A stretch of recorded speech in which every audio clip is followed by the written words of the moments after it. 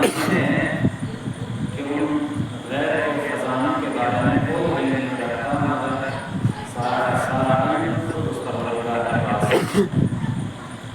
وَيَعْلَمُ مَا فِي الْبَرِّ وَالْبَحْرِ، اور پروردگار وہ ہے وہ اس زمین کی خشکی اور سمندر کی دونوں کو جاننے والا ہے کہ اس میں کیا ہو رہا ہے۔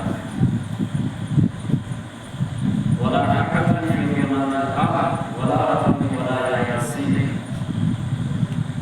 اور کوئی ایسی چیز نہیں ہے یا ہر طرف سے کوئی پتا بھی گرتا ہے تو اس کی خبر بھی اس پروردگار کو ضرور ہوتی ہے۔ وَلَا رَطْبٍ وَلَا يَابِسٍ إِلَّا فِي كِتَابٍ مُبِينٍ، اور کوئی بھی خوشگوار ایسا نہیں ہے جس کو پروردگار نے کتاب مبین میں نہ رکھا ہو۔ یہ ہے اس آیت کا ظاہر ترجمہ جس کا مسلسل تجویز سے سنتے آ رہے ہیں۔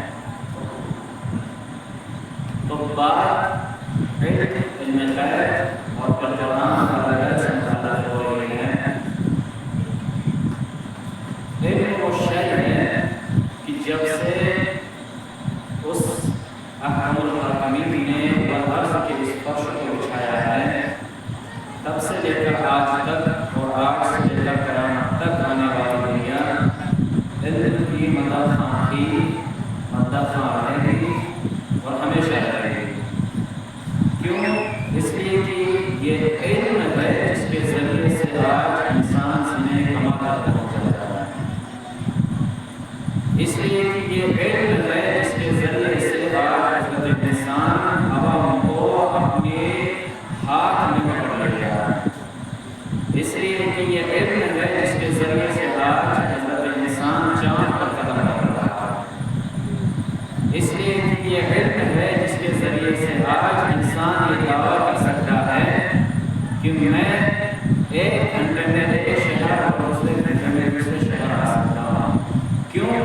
اس لیے کہ وَسَخَّرَ لَكُمُ الشَّمْسَ وَالْقَمَرَ، پروردگار نے سورج ہو، چاند ہو، ہوائیں ہوں، تمام کی تمام پروردگار نے انسان کے لیے مسخر کر دی ہے۔ لیکن اگر ہر چیز اللہ نے پروردگار نے انسان کے لیے مسخر کر دی ہے تو ایسا نہیں ہے کہ اللہ نے مسخر کر دی تو انسان آسانی سے ہر چیز کو پا سکتا ہے۔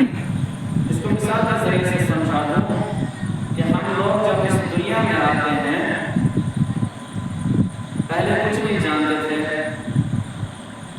اور پھر اللہ کا لطف ہوا کہ اس پروردگار نے ہمیں زبان سے، ہمیں قلب سے، ہمیں چہرے سے، ہمیں آنکھوں سے، ہمیں کانوں سے نوازا کہ جس سے ہم نے کام لینا شروع ہو گیا۔ دل دھڑکنے لگا تو پوری جان کام کرنے لگی، آنکھیں صحیح سالم ہوئی تو دنیا کو دیکھنے لگی، کان صحیح سالم ہوئے تو آواز کو درد کرنے لگی۔ یہ بھی پروردگار ہے۔ لیکن یہ انسان مختلف زبانوں میں یہاں آ جاتا ہے۔ اب اگر یہ ہندوستان کے کسی شہر میں ہے تو یا تو ہندی یہ سیکھے گا یا تو یہ اردو سیکھے گا، یعنی مادری زبان اس کی ہی رہ سکتی ہے۔ لیکن جب یہ مرتا ہے تو ہر کسی کی زبان پر جب اس کی میت اٹھائی جاتی ہے انسان کی تو ہر کوئی کہتے ہیں لا الہ الا اللہ، لا الہ الا اللہ، اسماء الرحمن، تو ہر چیز ہم زبان عربی میں اسے کہہ رہے ہیں۔ توجہ چاہتا ہوں بھائی، جو انسان اس دنیا میں آیا کچھ نہیں جانتا تھا، پھر ہمارے ساتھ رہا تو جس ماحول میں تم رہ رہے تھے وہی زبان اس نے سیکھ لی۔ جب دنیا میں رہ کر اپنی زبان میں اس نے لا الہ الا اللہ یاد نہیں کیا، اب مرتے ٹائم تم اسے عربی زبان میں سنا رہے ہو، یہ کیسے ہو سکتا ہے؟ تو اس کے بارے میں ملتا ہے کہ اللہ نے انسان کو ہر چیز کا علم دے رکھا ہے، لیکن جب یہ اس دنیا میں آتا ہے تو اس کی آنکھوں پر پردہ ڈال کے اسے اس دنیا میں بھیجا جاتا ہے، اور جب یہ مر جاتا ہے تو وہ پردہ ایک مرتبہ پھر سے اٹھ جاتا ہے تو اس میں جو اللہ کی زبان دی ہوئی ہوتی ہے وہ ہے عربی۔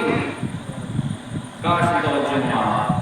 اور جب یہ مرتا ہے تو ہم اس کی تلقین پڑھنا شروع کرتے ہیں، اسماء الرحمن، عربی میں سب کچھ پڑھتے ہیں، لیکن خود ہم اس چیز کی طرف متوجہ نہیں ہوتے ہیں کہ جس کی زبان اردو یا ہندی ہے اسے ہم عربی میں کیوں سنا رہے ہیں۔ تو اس کا مطلب یہ ہے اللہ نے اسے پردہ ڈال کر اس دنیا میں بھیجا تھا، لیکن جب یہ مر جاتا ہے تو پردہ واپس اٹھا لیا جاتا ہے۔ اب اسے عربی میں آپ جو کچھ سنائیے یہ سب کچھ سنتا بھی ہے اور سب کچھ سمجھتا بھی ہے۔ اسی طریقے سے انسان نے ہر چیز کو اپنے اندر رکھا ہوا ہے، پروردگار نے ہر چیز کو دے رکھا ہے، لیکن یہ انسان من جملہ اس علم کو تب تک نہیں درک کر سکتا، تب تک نہیں سمجھ سکتا اپنی صلاحیت کو، جب تک یہ اس میں محنت نہ کرے اور جب تک کہ اس میں یہ کوئی کوشش نہ کرے۔ تو علم کے لیے ضرورت ہے کہ ہم محنت کریں، تب جا کے ہم کسی علم میں مہارت پا سکتے ہیں۔ اور اللہ نے کہا کہ میرے پاس ہر چیز کا علم ہے، اور پھر میں نے اس علم کو کتاب مبین میں رکھا ہے۔ کتاب مبین میں نہیں رکھا بلکہ پھر اس علم کو اٹھا کر میں نے امام مبین میں رکھا ہے۔ اب اگر امام مبین میں رکھا ہے تو اس کا مطلب یہ ہوا اب اگر ہمیں کوئی علم چاہیے، کوئی سلیقہ چاہیے، کوئی ہدایت چاہیے، تو آپ ہمیں امام مبین کو تلاش کرنا ہوگا کہ وہ حضرات ہے کون جن کو اللہ نے ہر علم سے نوازا ہے۔ اب جب ہمیں معلوم ہو گیا کہ امام مبین کوئی اور نہیں بلکہ محمد و آل محمد علیہ السلام ہے، تو اب ضروری یہ ہے کہ اب ہم ان کے در سے متمسک ہوں اور اس علم کو حاصل کر سکتے ہیں۔ کیوں؟ اس لیے کہ پروردگار نے ہر چیز کو علم پر ٹکا رکھا ہے، چاہے وہ آدم ہو، چاہے وہ ان کے بعد آنے والے انبیاء ہوں، چاہے ختم مرتبت ہوں، چاہے ائمہ اہل بیت ہوں، سب کو علم سے نوازا ہے، اور ایسے علم سے نوازا ہے کہ جیسے پہلے بھی عرض کیا تھا کہ 73 حروف اسم اللہ الاعظم ہے، اس میں سے 72 حروف اہل بیت کو دیے ہیں، ایک حرف زیادہ اللہ نے اپنے پاس رکھا ہے۔ اس کا مطلب یہ ہے تمام کا تمام علم جو پروردگار کے پاس تھا وہ بعینہ ہی اہل بیت کے پاس، تمام کا تمام اشیاء کا علم جو اللہ نے اپنے لیے رکھا تھا وہ تمام کا تمام ایک جز کو چھوڑ کر اہل بیت کو عطا کر دیا۔ یا جملوں کو بدل کر یہ کہہ دوں کہ جس علم کو اللہ نے اپنے لیے رکھا تھا، یا جس علم کا مالک و مختار، جس صلاحیت کا مالک و مختار خود پروردگار تھا، اس علم کا مالک و مختار کو بدل کر انبیاء و اولیاء علیہ السلام کو رکھا۔ شروع ہوتی ہے بات جناب آدم علیہ السلام سے۔ کہا جناب آدم علیہ السلام کون ہے؟ کہا یہ اللہ کے نبی ہے جن کو اللہ نے سب سے پہلے اس دنیا میں خلق کیا۔ اچھا، خلق کیا تو کیا خلق ہوتے ہی اللہ نے اسے یہ خلافت دی تھی یا کچھ شرائط رکھے تھے؟ توجہ سے سنیے۔ کہا اللہ نے اگر کسی کو خلیفہ بنایا ہے تو ایسے ہی نہیں بنایا ہے، جیسے پہلے بھی عرض کیا تھا پیغمبر نے اگر کسی کو اپنے بعد جانشین بنایا ہے تو ایسے ہی نہیں بنایا ہے، بلکہ جب قرآن کو دیکھا اور قرآن کے ہم نسل کو دیکھا تب جا کے کہا کہ یہ میرا جانشین ہے۔ اسی طریقے سے اللہ تبارک و تعالیٰ نے جب کسی کو خلیفہ یا امام بنانا ہوا، رسول یا نبی بنانا ہوا، تو ایک شرط یہ رکھی، اور وہ شرط تھی کہ تمہارے پاس علم ہونا چاہیے۔ اب جب جناب آدم علیہ السلام کی خلقت ہوتی ہے، ایک مرتبہ یہی آدم علیہ السلام ہے، ابھی خلقت نہیں ہوئی ہے، ایک مرتبہ اعلان کیا اللہ تبارک و تعالیٰ نے انی جاعل فی الارض خلیفہ، اے میرے ملائکوں میں اس روئے زمین پر ایک اپنا خلیفہ بنانے والا ہوں یا بنا رہا ہوں، دونوں ترجمہ ہوتے ہیں۔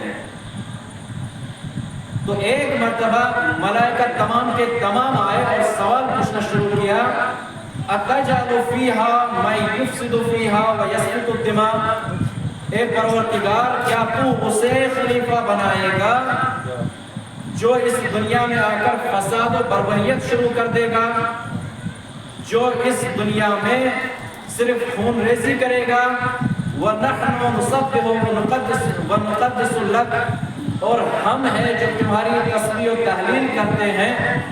تو اس کا مطلب یہ ہوا کہ ان ملائکہ نے دبی چکی زبان میں پروردگار سے یہ اعتراض کیا کہ ہم تمہاری تسبیح و تحلیل کرنے والے ہیں تو ہمیں کیوں خلیفہ نہیں بنا رہا. توجہ. لیکن اللہ نے اب یہاں پہ ایک اور جملہ ہے، ملائکہ کا یہ اعتراض کرنا کہ ہم تمہاری تسبیح و تحلیل کرتے ہیں، ہم خون ریزی نہیں کریں گے، جس کو تو بنا رہا ہے یہ خون ریزی اور فساد برپا کرے گا. یہ اس چیز کی طرف دلالت کرتا ہے کہ جو بھی خلیفہ ہوگا وہ خون ریزی نہیں کرے گا.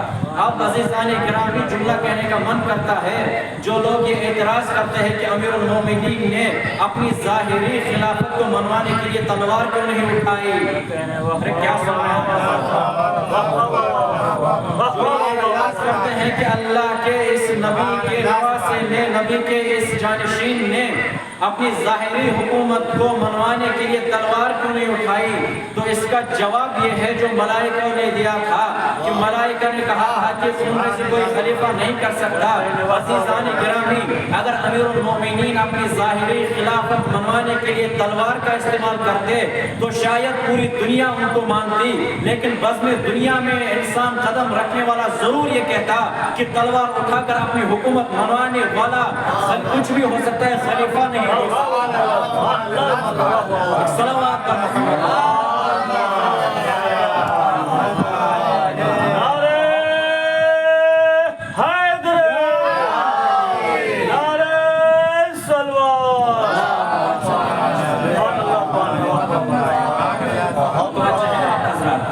ملائکہ نے آ کے اس چیز کو ڈسٹریبیوٹ کر دیا. اس چیز کو اب انہوں نے کہہ دیا کہ کیوں کوئی ایسا ویسا خلیفہ نہیں بن سکتا.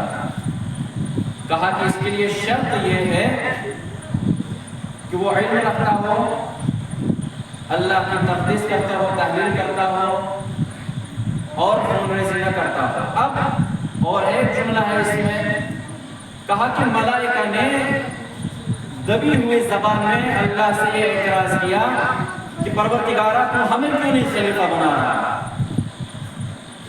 ہمیں کیوں نہیں خلیفہ بنا رہا. ملائکہ کس چیز کے بنے ہوئے ہیں آپ لوگوں سے سوال کر رہا ہوں. نور کے، اور نور کو مادی شے سے کوئی مطلب ہی نہیں ہوتا. اگر اللہ نے ان ملائکہ کو نور سے خلق کیا ہے اور خلافت ہے مادی شے، تو ان ملائکہ نے کیوں یہ اعتراض کیا یا کیوں اس دعوے پہ آ گئے کہ آپ ہمیں خلیفہ بنائیے. ملائکہ کا یہ اعتراض کرنا بتلا رہا ہے کہ مقام خلافت مادی شے نہیں ہے بلکہ نوری شے ہے. اور یہ مقام خلافت جب نوری شے ہے تو اب اس معصوم کی مسند پر معصوم ہی بیٹھ سکتا ہے، غیر معصوم نہیں بیٹھ سکتا. اب عزیزان گرامی جو لوگ یہ کہتے ہیں کہ میرا امیر خلافت کے حقدار تھے، پہلے وہ اپنے امیر کی نوری کو تو ثابت کریں. صلوات پر محمد. اس لیے کہ ملائکہ نور کے بنے ہوئے ہیں، نہ ان کو بیماری، نہ ان کے بیوی بچے، نہ انہیں کسی چیز کی فکر، نہ کھانا پینا، کچھ بھی نہیں. نور، مطلق نور. اور یہ خلافت جسے ہم لوگ سمجھتے ہیں مادی شے، لیکن ان کا یہ اعتراض کرنا بتلا رہا ہے جسے ہم خلافت سمجھ رہے ہیں وہ خلافت نہیں ہے بلکہ خلافت نوری شے ہے جس کو پروردگار چاہے اسے اس پہ بٹھا دیتا ہے.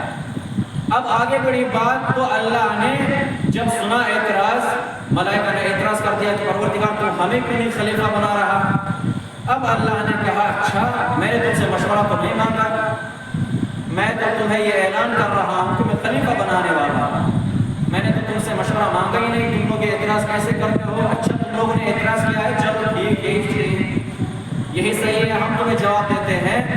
اللہ نے بڑھ کر آواز دی کہ انی اعلم ما لا تعلمون، جو علم میرے پاس ہے وہ تمہارے پاس نہیں ہے. یعنی اس کا مطلب یہ ہوا پروردگار وہ سب چیزیں جانتا تھا، علم رکھتا تھا، تبھی ملائکہ سے کہا جو میں جانتا ہوں وہ تم نہیں جانتے تھے۔ اچھا کیا جانتے ہیں پروردگار؟ کہا میں تمہیں اس کا امتحان لوں گا، آدم اور تم لوگوں کے درمیان امتحان لوں گا، جو اس امتحان میں کامیاب ہو گیا میں اسی کو خلیفہ بنا دوں گا۔ اب جب ایک مرتبہ یہ امتحان ہونا شروع ہوتا ہے، ملائکہ بھی کہتے ہیں بسم اللہ، یہ بہت اچھی چیز ہے، ہم لوگ اس امتحان میں شرکت کریں گے۔ آگے بڑھ کر آواز دیتا ہے اللہ، وَعَلَّمَ آدَمَ الْأَسْمَاءَ كُلَّهَا، پروردگار نے جناب آدم کو تمام اسماء کا علم دے دیا۔ اب توجہ سے سنیے گا، یعنی پروردگار نے جناب آدم کو ہر چیز کا علم دے دیا، تمام اسماء کا علم دے دیا۔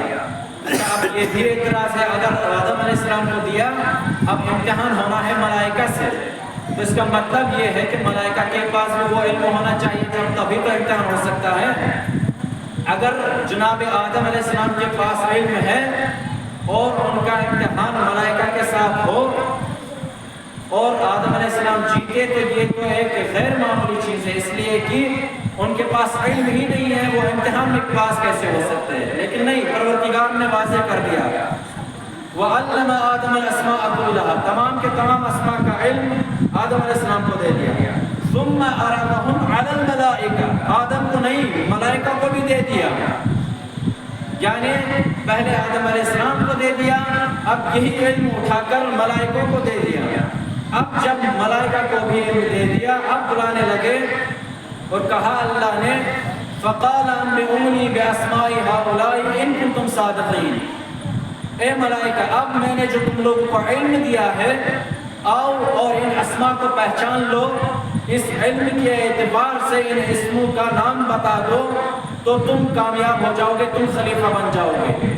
اس کا مطلب جانتے ہیں آپ حضرات؟ یہاں پر چھوٹے چھوٹے بچے بیٹھے ہوئے ہیں، اسکول میں ایک چیپٹر جب مکمل ہوتا ہے تو اس میں کوسچنز بھی ہوتے ہیں، ٹرو فالس والے کوسچنز بھی ہوتے ہیں، شارٹ فارم والے کوسچنز بھی ہوتے ہیں۔ ایک کوسچن ہوتا ہے match the following statement, match the following questions, match the following pictures, مثال کے طور پر یعنی اس طرف بھی کچھ بنا ہوگا، اس طرف بھی کچھ بنا ہوگا، یا اس طرف کچھ لکھا ہوگا، اس طرف اس کی تصویر بنی ہوگی، لیکن ہوگی بے ترتیب۔ اب اسے ترتیب دینا ہے، یہ نام ہے تو یہ ادھر مل رہا ہے، توجہ ہے آپ حضرات کی۔ اب اللہ نے آدم علیہ السلام کو بھی علم دے دیا، ملائکہ کو بھی علم دے دیا، لیکن رکھا کہاں پر؟ کون سا کوسچن رکھا؟ میچ دا فالوئنگ کوسچنز، ان تمام کے تمام اسماء کو میچ کرو۔ اب جب ملائکہ اس امتحان میں شامل ہوئے تو کہنے پر مجبور ہو گئے کہ سبحانک لا علم لنا الا ما علمتنا، اے پروردگار تو پاک و پاکیزہ پروردگار ہے، ہمارے پاس اتنا ہی علم ہے جتنا تمہیں ہم نے سکھایا، جتنا تم نے ہمیں سکھایا ہے، اس کے علاوہ ہمارے پاس کوئی علم نہیں ہے۔ یعنی یہ بتلانا چاہ رہے تھے کہ ہم اس سوال کے جواب نہیں دے سکتے۔ اب جب ان لوگوں نے انکار کر دیا، اب باری آئی جناب آدم علیہ السلام کی، توجہ سے سنیے گا۔ اب جب جناب آدم علیہ السلام کو بلایا گیا تو کہا کہ فَقَالَ يَا آدَمْ أَنبِئْهُمْ بِأَسْمَائِهِمْ، اے آدم اب آئیے آپ کی باری ہے، اب آپ یہ نام اٹھا کے ان اسماء کے ساتھ ملائیے، اگر آپ نے ملا لیا تو آپ خلیفہ بن گئے۔ اب جب ایک مرتبہ جناب آدم علیہ السلام آتے ہیں، ایک مرتبہ اس ایک طرف نظر ڈالتے ہیں اور ایک طرف ان نور مقدسات کی طرف نظر ڈالتا ہے، یہاں پہ جو نام لکھا رہتا ہے اور ادھر جو تصویر بنی ہوتی ہے، ان دونوں کو ملانے جب شروع کرتا ہے جناب آدم علیہ السلام تو ایک مرتبہ آواز نظر اٹھا کے آواز دیتا ہے الہی انت المحمود وہذا محمد۔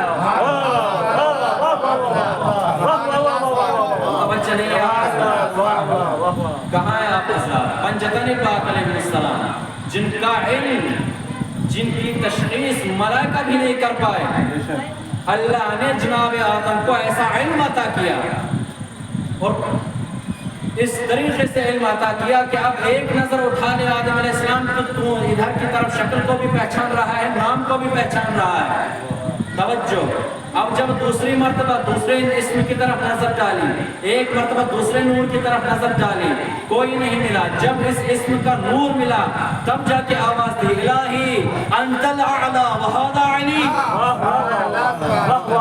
نہیں کیا سن رہے آپ؟ توجہ، تیسری مرتبہ جب نظر اٹھائی اسم کی طرف اور ادھر نور کی طرف، ایک مرتبہ آواز دی الہی انت فاطر السماوات والارض وہذہ فاطمہ۔ چوتھی مرتبہ نظر اٹھائی، ایک مرتبہ ادھر اٹھائی تو آواز دی الہی انت المحسن وہذا الحسن۔ پانچویں مرتبہ ایک اسم بچا اور ایک نور بچا، ان دونوں کو ملا کر آواز دے دی الہی انت القدیم الاحسان وہذا الحسین۔ صلوات پر محمد۔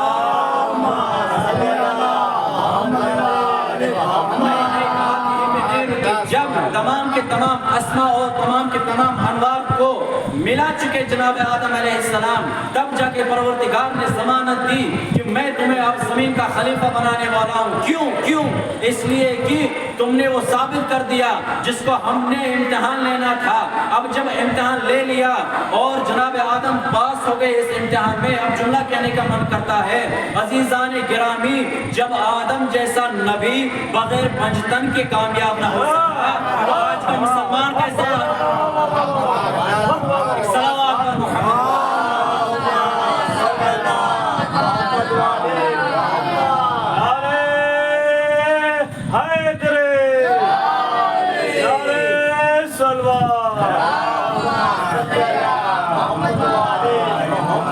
جناب آدم علیہ السلام، چونکہ علم کی بات ہے نا، اور علم اہل بیت اطہار علیہ السلام، قرآن اور اہل بیت، جناب آدم علیہ السلام پاس ہو گئے کس بنا پر؟ اتنی گفتگو ہونے کے بعد علم کی بنیاد پر، یعنی اللہ نے جو علم دیا تھا اس بنیاد پر تشخیص دے دی کہ یہ فلاں آدمی آپ خلیفہ بننے کے لائق ہے، اور وارث قرآن کسے بننا چاہیے؟ جسے قرآن کا علم ہو، جسے قرآن جو لفظ قرآن سے ہی واقف نہ ہو، یا جملوں کو بدل کر یہ کہہ دوں کہ جسے پیغمبر کہیں کلمہ پڑھو تو وہ مسلمان ہو جائے۔ صلوات پر محمد وآلہ۔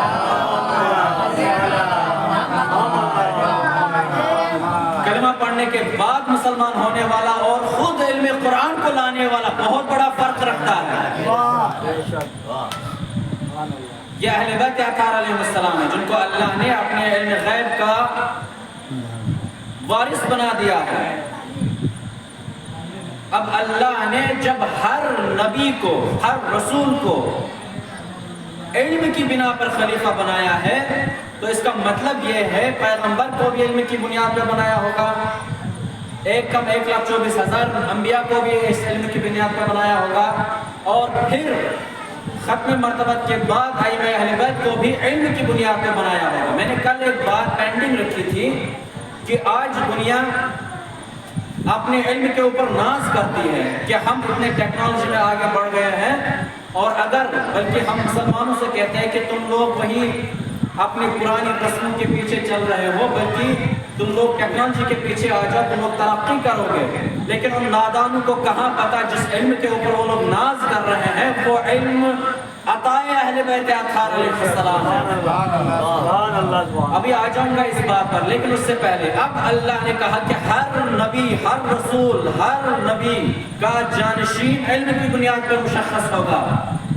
اے پروردگار، جناب آدم کو علم دیا تھا، آپ نے پتہ چل گیا، اور اتنا خاص علم سے نوازا تھا کہ ملائکہ نے بھی انکار کر دیا کہ اے پروردگار ہم اس علم کے بارے میں کوئی علم نہیں رکھتے، یعنی میں اہل بیت علیہ السلام کو پہچاننے سے انکار کر دیا۔ لیکن جناب آدم علیہ السلام کو اتنا علم عطا کیا، اور جناب آدم علیہ السلام اس درجے کے فائز ہو گئے کہ وہ ایک طرف اسماء کو دیکھ رہے ہیں تو ایک طرف انوار کو دیکھ رہے ہیں۔ اب جب ہر نبی کو علم دیا ہے تو بات اسٹارٹ ہوئی تھی جناب آدم علیہ السلام سے۔ پروردگار نے کہا صرف آدم علیہ السلام نہیں بلکہ تمام انبیاء کو میں علم سے نوازوں گا، تمام انبیاء کو تب نبی بناؤں گا، تمام رسولوں کو تب رسول بناؤں گا جب ان کو علم عطا کروں گا۔ تو بات علم کے آدم علیہ السلام کے بعد اب تمام باقی نبیوں پر، تو ایک مرتبہ جناب یعقوب علیہ السلام کی بات آتی ہے، تو پروردگار نے آواز دی وَآتَيْنَاهُ عِلْمًا، کہ ہم نے اسے علم عطا کیا، یعنی جناب یعقوب علیہ السلام۔ بات آگے بڑھی تو کہا داؤد سلیمان کو ہم نے نبی بنا کے بھیجا تھا، کس بنیاد پر؟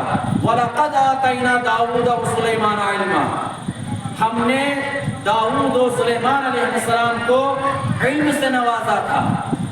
خضر کی بات آئی، إِنَّهُ لَذُو فَضْلٍ لَذُو عِلْمٍ لَمَّا عَلَّمْنَاهُ، کہ یہ خضر علیہ السلام وہ ہے جسے ہم نے علم عطا کیا ہے۔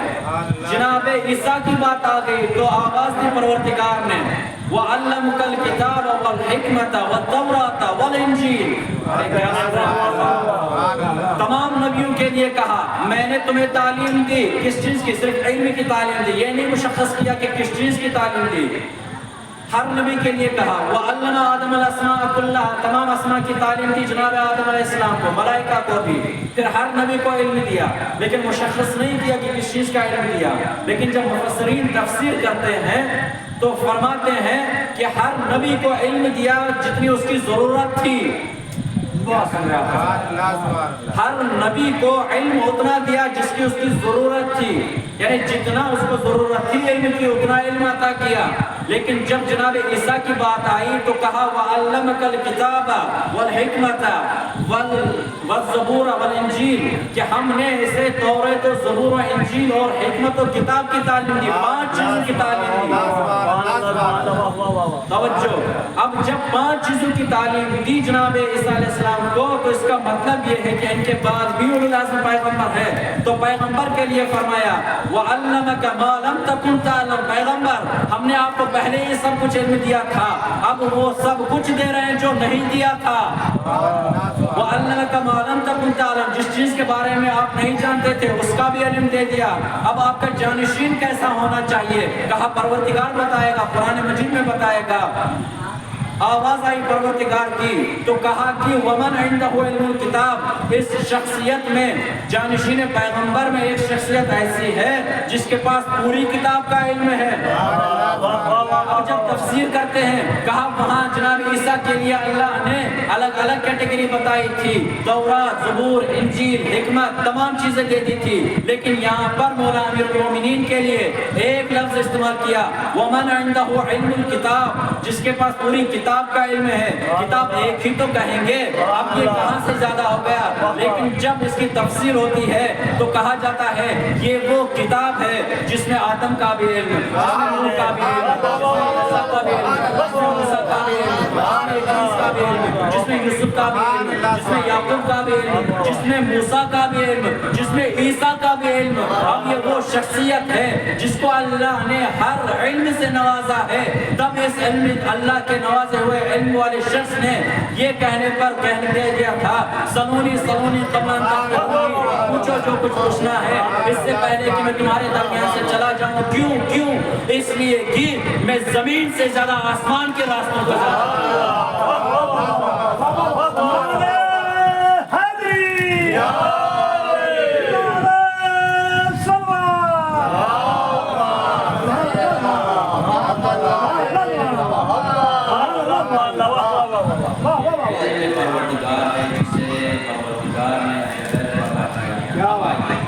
دنیا بڑی مغرور ہے بھائی، ہم تو ٹیکنالوجی میں آگے ہیں، اب آئیے اس بات پر بحث کریں۔ توجہ ابھی تک تو آپ کو خاموش تھے، کئی جگہ دیا ہے لگ رہا ہے کیسے سو رہے ہیں، اب یہاں کے بعد نہ سوئیے گا۔ پروردگار نے جب کہہ دیا کہ ومن عنده علم الکتاب، یہ شخصیت وہ ہے، یہ ذات وہ ہے جس کو ہمیں علم کتاب عطا فرمایا ہے۔ کل ایک کے لیے فرمایا تھا عنده علم من الکتاب، جناب سلیمان علیہ السلام کا ایک وصی تھا، ایک جانشین تھا، اسے کتاب کا تھوڑا سا علم دے دیا تھا۔ جناب سلیمان نے ایک مرتبہ فرمائش کی کہ مجھے تخت بلقیس چاہیے، کون اس کو یمن سے بیت المقدس میں لے آئے؟ فوراً جنات نے کہا آپ اپنی جگہ سے ہلیں گے نہیں، ہم آپ کو حاضر کر دیں گے۔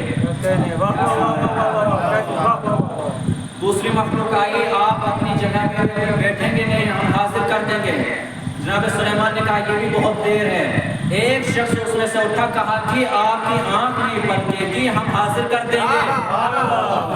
یہ کون شخص تھا؟ کہا پروردگار نے یہ وہ ہے جس کے پاس علم من الکتاب تھا. اس کتاب کا تھوڑا سا علم آصف برقیہ کے پاس تھا. تو یہ شخص, یہ ذات بیت المقدس کے لیے یا یمن سے بیت المقدس تخت بلقیس کو لا کے کھڑا کر دیتا ہے. اب اعتراض کرنے والے یہ اعتراض نہ کریں کہ خیبر میں اگر امیر المومنین نہیں تھے تو اتنی جلدی کہاں سے پہنچ گئے.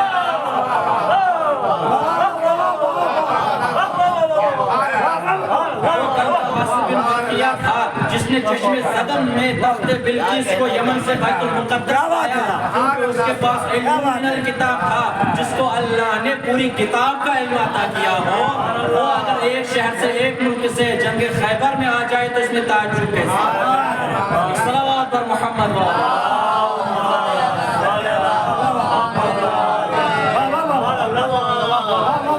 ایک اور سلام کریے. صلوات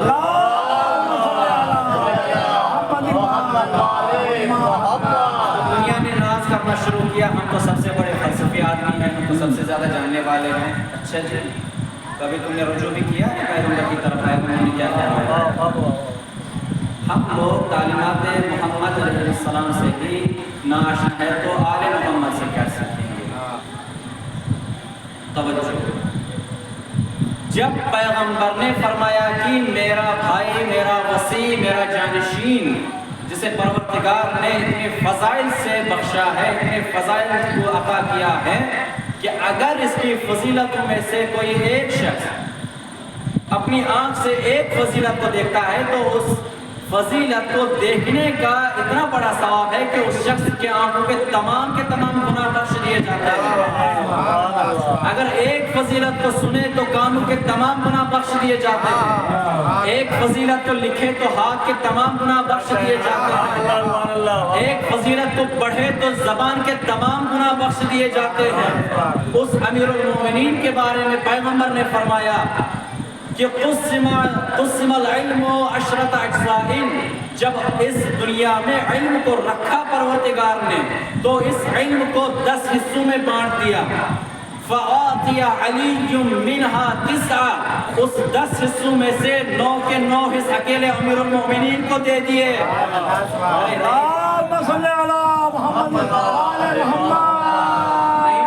نہیں متوجہ ہیں آپ. جب پروردگار نے اس دنیا میں علم کو رکھا, فَأَعْطِيَ عَلِيٌّ مِّنْهَا 9, 10 حصے تھے, 9 کے 9 اکیلے امیر المومنین کو دے دیے.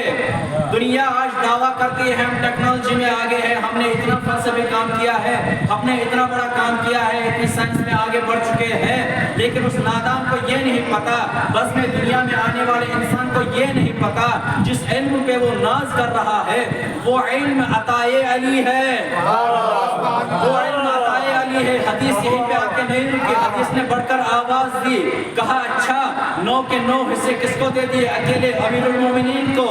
ایک حصے کو پوری دنیا میں پھیلا دیا.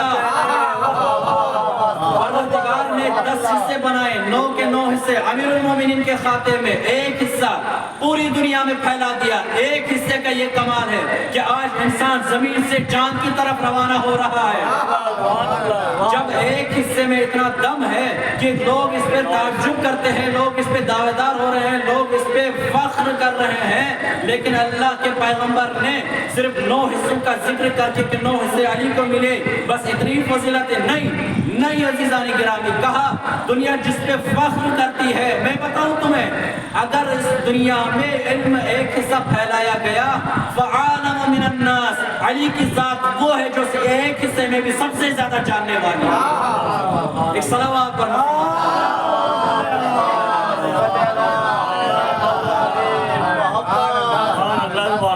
پوری دنیا میں ایک حصہ بانٹا گیا. اللہ نے 10 حصے اس کے تقسیم کیے تھے اور 9 کے 9 حصے اکیلے امیر المومنین کو بخش دیے, اور پھر ایک حصہ پوری دنیا میں پھیلا دیا.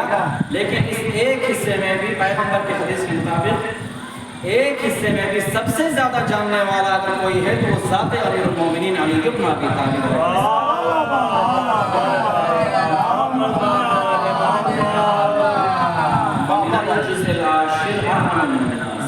اس 10ویں حصے میں بھی اگر کوئی سب سے زیادہ جاننے والا کیا بات ہے. بس آپ کی زحمتوں کو، آپ کی رحمتوں کو تمام. نہج البلاغہ تو پڑھی ہوگی آپ لوگوں نے. نہج البلاغہ ایک سائنسدان، جرداق نامی ایک سائنسدان ہے یا فلسفی کہیے، جو کچھ کہیے، بس علم رکھنے والا ایک بندہ ہے جو اس دنیا میں نہیں ہے. جرداق نامی یہ شخص کہتا ہے کہ میں نے نہج البلاغہ کو 200 مرتبہ پڑھا.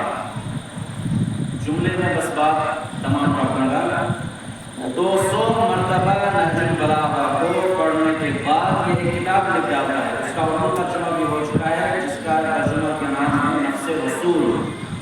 نفس رسول کر کے ایک کتاب ہے، وہ وہی کتاب ہے جو جرداق نے نہج البلاغہ پڑھنے کے بعد لکھی تھی. اب کل بتاؤں گا یہ نہج البلاغہ پڑھنے کے بعد ایک امریکی آدمی نے کیا کیا تھا اور ہم مسلمان کیا کر رہے ہیں. فی الحال اس بات پر بحث ہے.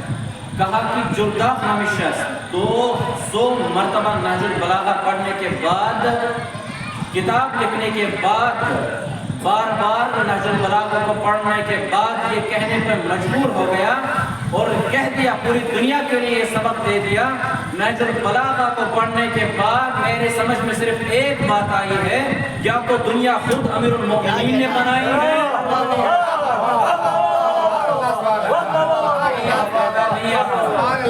کہنے پہ مجبور ہو گیا، یا تو خود امیر المومنین نے اس دنیا کو بنایا ہے، یا جب دنیا بن رہی تھی تو مولا دیکھ رہی تھی.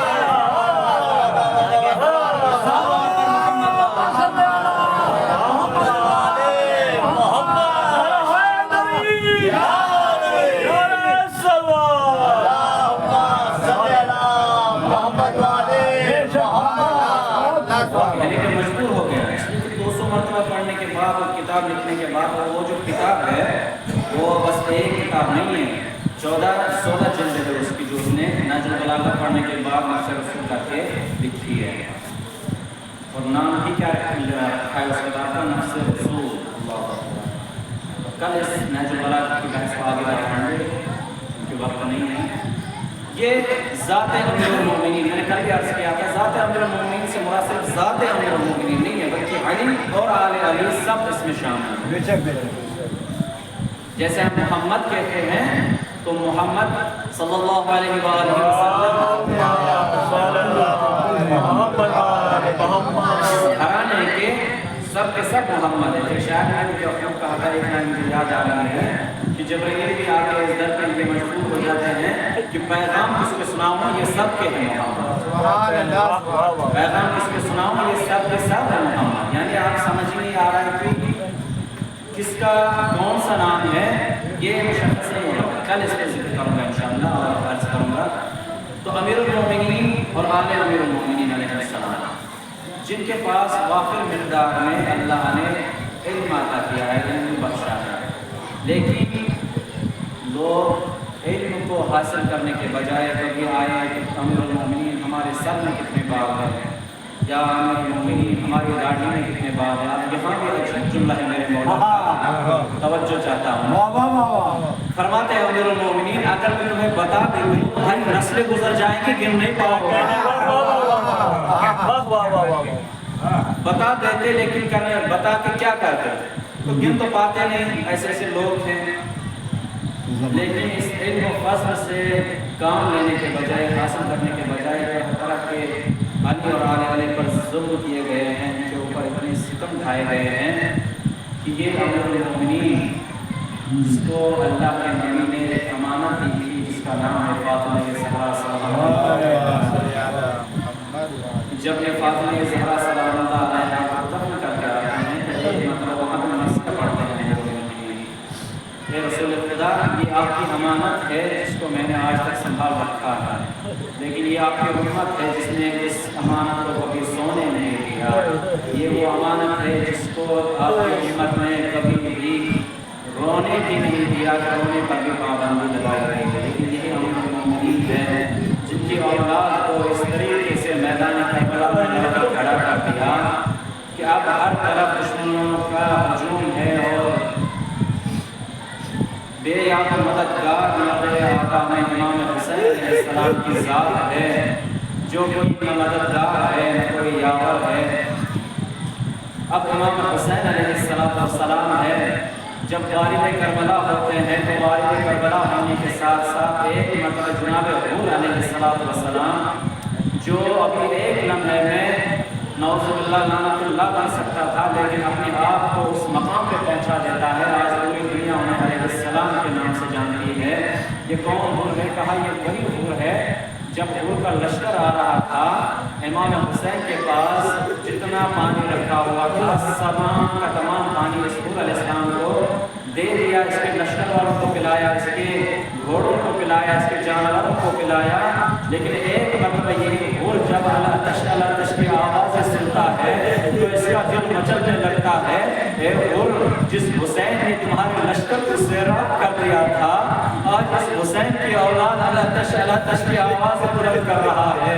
اے حور, یہ کیسے ممکن ہے کہ آل رسول کی اولاد, آل رسول کی بیٹیاں, آل رسول کی بیویاں بغیر پانی کی شدت میں تڑپتی رہیں اور ہم یہاں پر ان کو دیکھتے رہے. لیکن ایک مرتبہ حور علیہ السلام ہے جو ایک مرتبہ آگے بڑھتے ہیں, کان دھرتے ہیں کہ کون سی آواز آ رہی ہے. جب سنا کہ اللہ تش کی آواز ہے, ایک مرتبہ اور آگے بڑھتا ہے. شب عاشور ہے, کیا دیکھا کہ اس کا بھائی آ رہا ہے. جب بھائی کو دیکھا تو بھائی نے حال پوچھا, اے حور تمہاری حالت کچھ صحیح نہیں لگ رہی ہے.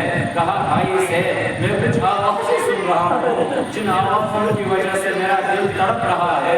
ایک مرتبہ بھائی سے کہا ذرا کان لگا کر کے دیکھو یہ آوازیں کیسی آ رہی ہے. ایک مرتبہ جب حور کا بھائی سنتا ہے تو کہتا ہے اے حور یہ تو آل رسول کی بیٹیاں ہیں, یہ تو آل رسول کے بچے ہیں جو پانی کی شدت سے, جو پیاس کی شدت سے اللہ تش کی آوازیں بلند کر رہے ہیں. اب ایک مرتبہ حور کا بھائی حور سے حال پوچھتا ہے, اے حور تمہارا ارادہ کیا ہے؟ حور علیہ السلام نے کہا اب ایک ہی موقع ہے کہ امام حسین علیہ السلام کے قدموں میں جا کے گروں اور ان سے آپ کو درگزر کر دوں. جب ایک مرتبہ ان کا بھائی ساتھ چلتا ہے, روایت میں آیا ہے, ایک ہی روایت کہتی ہے کہ حور علیہ السلام اکیلے امام حسین کے پاس چلے گئے تھے. ایک روایت کہتی ہے نہیں ان کا بھائی بھی ساتھ تھا, ان کا غلام بھی ساتھ تھا, ان کے بیٹے بھی ساتھ تھے.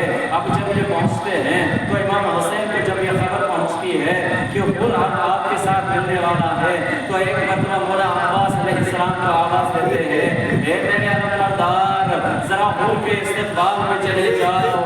اب جب حور دیکھتا ہے کہ عباس علیہ السلام آ رہے ہیں, ایک مرتبہ اپنے آپ کو گھوڑے سے گراتے ہیں اور قدموں میں گر جاتے ہیں. اے جناب عباس میں حسین سے معافی مانگنا چاہتا ہوں. اب جیسے ہی حسین کے قریب آئے, حسین نے آ کر گلے لگایا.